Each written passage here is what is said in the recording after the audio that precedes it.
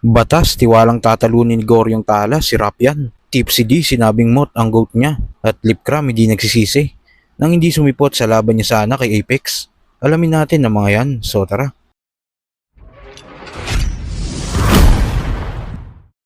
Lumabas na nga ang poster ng Second Sight 15 at dalawang event nga ito, Day 1 at Day 2. Dito na din gaganapin ang unang round ng Isa Buhay Tournament. Sa dito nga ng nasabing event, may kita sa ibabang poster ang labang Goryong Talas vs Rapian.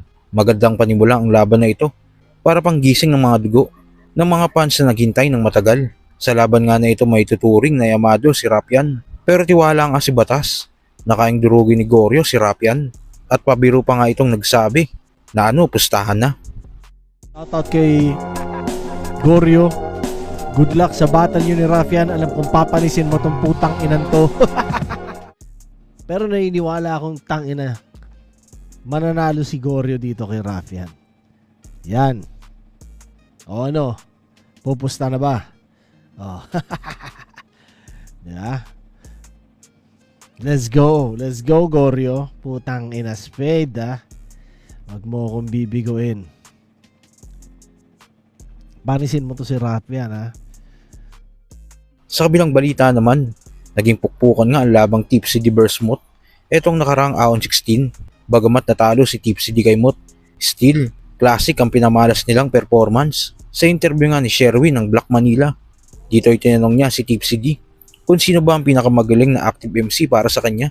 Si Mot nga ang sinagot niya at si Mot din ang tinuturing niyang GOAT ngayon ng battle rap. Sa mga active MCs ngayon, sir, sino ang pinakamagaling para sa'yo sa mga active? Pinakamagaling na MC para sa akin. Sa mga active, siguro kung sa loob at labas, pati counted yung labas ng flip top, para sa akin ang pinakamagaling si Mot kasi hindi lang sa flip top niya kayang mag-excel at napatunayan niya na yun ng maraming beses. Siyempre, tinatanong din ng lahat kung sino ang GOAT mo.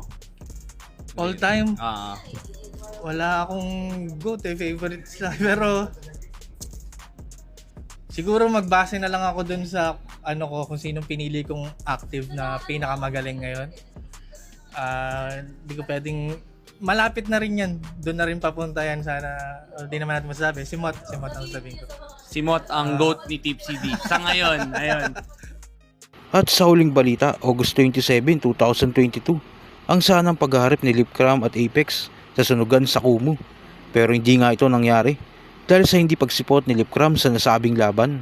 Dahil dito maraming nambash kay Lipcram dahil sinira nito ang nasabing event.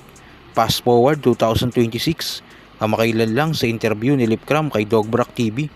Dito ay na-open na naman ang hindi niya pagsipot kay Apex at dito nga sinabi ni Lipcram na buti na lang pala at hindi siya sumipot sa nasabing laban dahil kung nagkataon, ginisa niya daw yung sarili niya sa sarili niyang mantika. Hindi ko naman siya masisisi. Pero yung utak ko kasi noon, iba yung takbo ng utak ko noon. May pagka-paranoid, may mga problema, may mga tino-troubleshoot. Ang dami kong noon. Tapos hanggang sa binenta ko yung sulat kay Toyo na nag-rebat kagad sa Apex, pumunta kagad sa Apex doon. Sabi ko, inang yan. Doon ko napagtanto na para akong pinagkakaisan. Kasi ang narinig ko sa sulat na Apex, ando doon nung dinidemand tong TF. Bakit mo alam yun? Una sa lahat, dapat confidential yung mga talent pin ng artist eh. Hindi alam ng artist yung TF ng ibang artist. Oo, hindi ko nga alam TF niya eh. Okay. So, ikaw alam mo TF ko.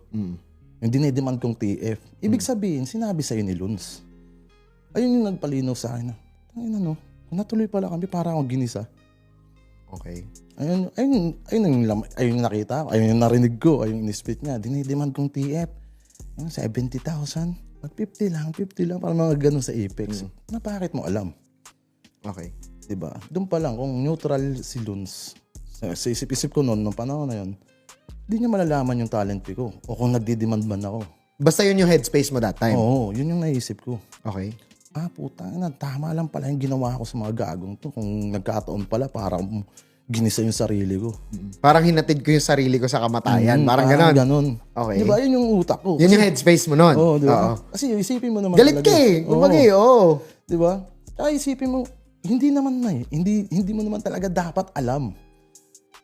Actually. 'Di ba? Ibig sabihin, yung yung may hawak ng liga, yung magpapasahod sa atin si Loons. Kumbaga binibigyan ka ng ideya. Alam mo lahat ng galawang mo, tapos ikaw hindi ko naman alam yun sa'yo. Wala namang ganun na Kumbaga hindi nga neutral, kumbaga tropa-tropa pa rin.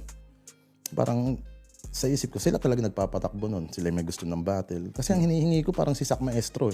Okay. Binigay sa akin si Okay. Kung sa down, siya lang din tumawag sa akin, magda-down siya. Sabi ko pa nga, kay 10,000 lang eh. Ganyan lang. Pero siya nagsabi ng kalahati. Okay.